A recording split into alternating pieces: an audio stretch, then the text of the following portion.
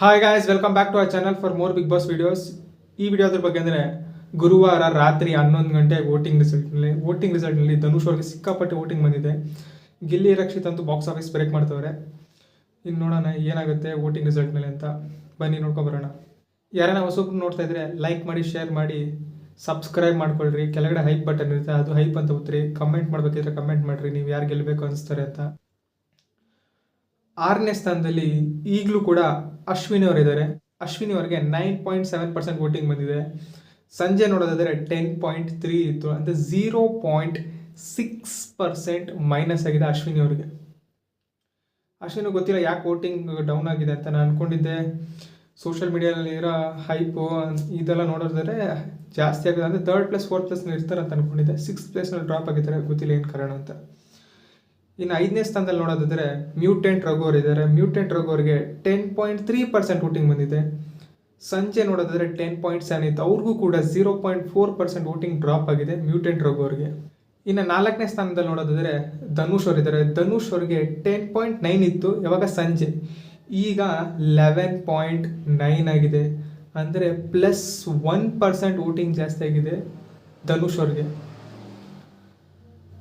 ಈ voting ರಿಸಲ್ಟ್ನಲ್ಲಿ highest vote ಯಾರಿಗೆ ಬಂದಿದೆ ಅಂದರೆ ಅದು ಧನುಷ್ ಕೊಡೋರಿಗೆ, ಬಾಟಮ್ 4ನಲ್ಲಿ. ಇನ್ನು 3rd ಪ್ಲೇಸ್ ಬರೋದಾದರೆ ಕಾವ್ಯ ಶೈವ್ ಅವರು, ಅವರಿಗೆ 12.2% ವೋಟಿಂಗ್ ಬಂದಿದೆ. ಸಂಜೆ 11% ಇತ್ತು, ಅವ್ರಿಗೂ ಕೂಡ 1.2% ವೋಟಿಂಗ್ ಜಾಸ್ತಿ ಆಗಿದೆ ಕಾವ್ಯ ಅವರಿಗೆ.